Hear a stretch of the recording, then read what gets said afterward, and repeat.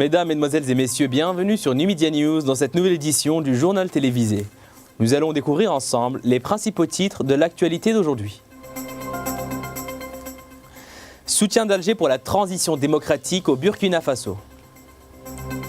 Éducation. Les candidats entameront les épreuves du BEM à partir de dimanche. Le 25e sommet de l'Union africaine sera capitale historique pour la cause sahraoui. Et enfin, en Espagne, Manuela Carmena, 72 ans, une indignée à la mairie de Madrid. Nous débutons ce journal avec le ministre d'État, ministre des Affaires étrangères et de la coopération internationale, Ramtan Lamamra, qui a réitéré ce vendredi à Johannesburg le soutien de l'Algérie pour le parachèvement de la transition démocratique au Burkina Faso.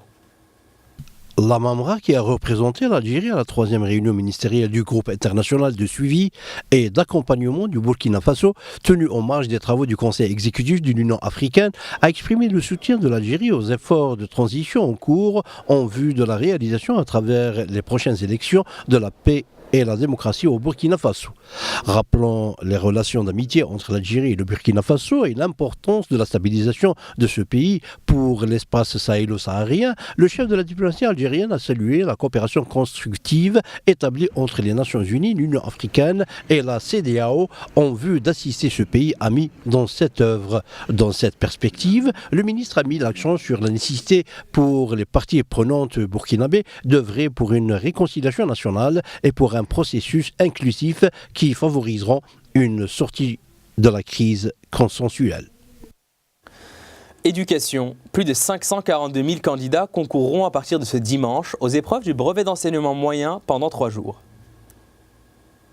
Le nombre global des candidats au BEM a enregistré une baisse de 12,09% par rapport à l'année précédente, selon l'Office national des examens et des concours ONEC. Le nombre de candidats libres est estimé à 7 512, alors que celui des filles est supérieur à celui des garçons, avec respectivement 280 129 contre 261 912. Parmi le nombre global des candidats, 3 898 sont issus des écoles privées, 174 candidats aux besoins spécifiques, 5 922 candidats issus de centres de rééducation et 602 étrangers passeront les épreuves du BEM. Le nombre des élèves concernés par l'examen de dessin est estimé à 280 591 candidats, alors que le nombre de ceux concernés par l'examen de musique est estimé à 157 608 candidats. Les élèves ayant obtenu une moyenne égale ou supérieure à 10 sur 20 accéderont automatiquement en classe de première année secondaire sur la base de la moyenne décrochée à l'examen national et celle de l'évaluation continue de l'année. Les résultats du BEM seront annoncés le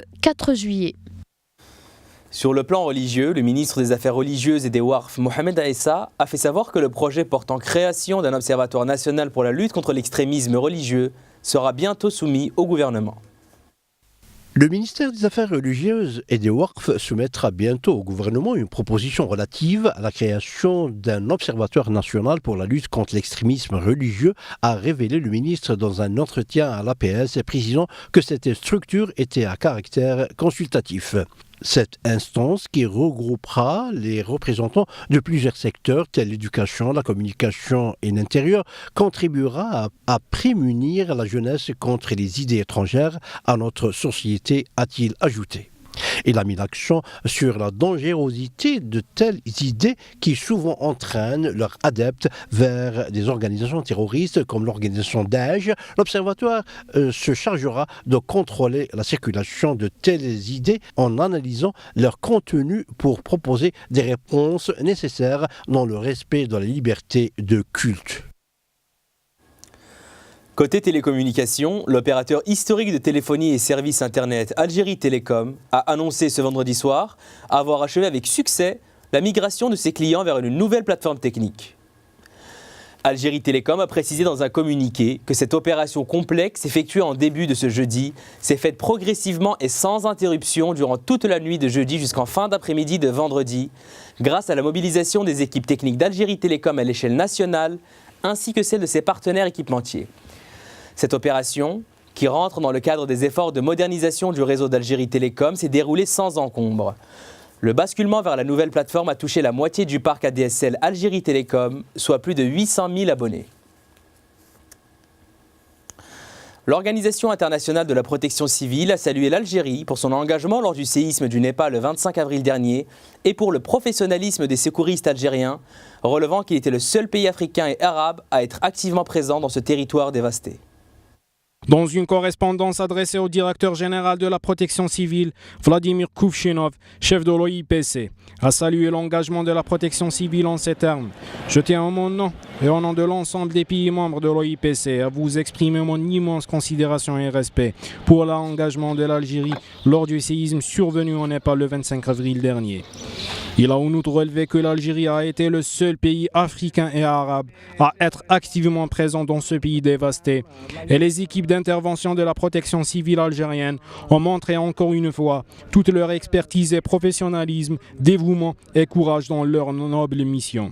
Je saisis l'occasion, a-t-il écrit, pour vous féliciter de la réussite extraordinaire du SeisMex 2015 qui s'est déroulé du 22 au 26 mai dernier et qui a mobilisé plusieurs milliers d'officiers et agents ainsi que les équipements techniques les plus modernes, a-t-il précisé.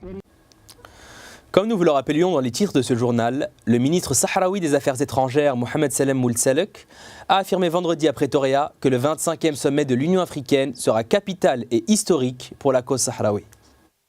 Le sommet des chefs d'État et de gouvernement de l'Union africaine sera capital et historique, compte tenu de l'importance et des rapports sur la cause sahraoui qui seront débattus dans le rapport de la Commission africaine qui exhorte les Nations unies à accélérer l'organisation d'un référendum au Sahara occidental, a déclaré le ministre sahraoui des Affaires étrangères dans un entretien à l'APS. Il s'agira également, a-t-il dit, de l'examen de la résolution adoptée en mars dernier par le Conseil de paix et de sécurité de l'Union africaine, adoptée ce jeudi par le ministre africain lors de la 27e session ordinaire du Conseil exécutif de l'Union africaine et devant être soumise au sommet des chefs d'État et de gouvernement pour examen les 14 et 15 juin à Johannesburg. Moulsalek a rappelé que l'Union africaine était le deuxième garant du plan de règlement approuvé par les parties sahraouis et marocaines en 1991 sur les aspects de l'Organisation de l'Unité africaine et l'ONU, soulignant que l'Union africaine s'efforce d'accomplir son rôle et revendique l'organisation d'un référendum.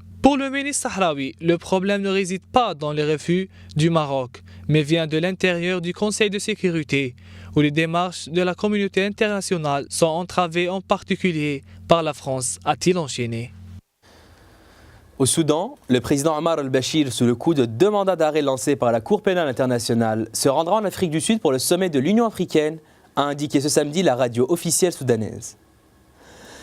Depuis 2009, lorsque la CPI a lancé 2 mandats d'arrêt contre Omar al-Bashir pour crimes de guerre et contre l'humanité pour le conflit au Darfour, le président a dû énormément limiter ses voyages à l'étranger. Il défie cependant parfois la Cour en voyageant notamment dans des pays signataires du statut de Rome, traité fondateur de la CPI, qui se sont engagés à coopérer avec cette dernière.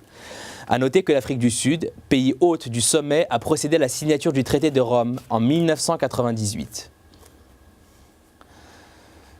À Madagascar, la justice a rejeté ce samedi la demande de destitution du chef de l'État votée par l'Assemblée nationale, nouveau chapitre dans la crise politique qui menace de déstabiliser ce pays pauvre 18 mois seulement après le retour à l'ordre institutionnel.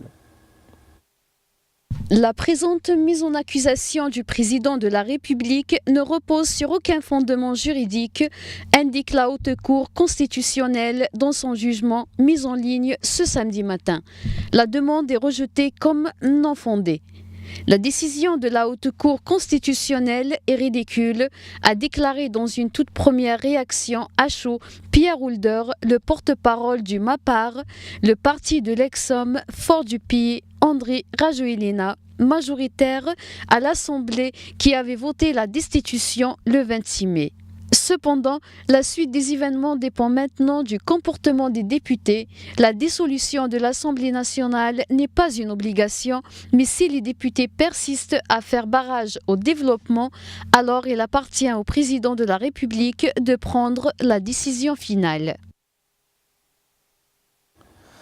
En Russie, le président Vladimir Poutine s'est entretenu ce samedi avec son homologue turc Recep Tayyip Erdogan, notamment sur l'énergie et la Syrie, en marge des Jeux européens de Bakou dont ils avaient assisté la veille à la cérémonie d'ouverture.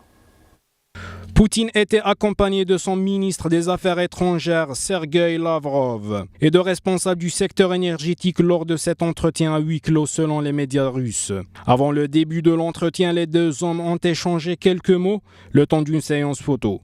Le président turc commentant l'absence de dirigeants de l'Union européenne au premier jeu européen de l'histoire, cible de nombreuses critiques en raison des atteintes aux droits de l'homme en Azerbaïdjan. Cela s'appelle les Jeux européens, mais il n'y a en effet aucun responsable de pays membre de l'UE ici, a déclaré Erdogan, proche allié du président azerbaïdjanais, Ilham Aliyev.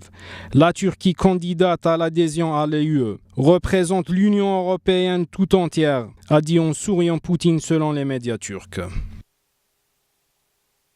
Aux États-Unis, les élus du Parti démocrate à la Chambre des représentants ont refusé ce vendredi de confier au président Barack Obama des pouvoirs étendus pour négocier un traité de libre-échange avec la région Asie-Pacifique.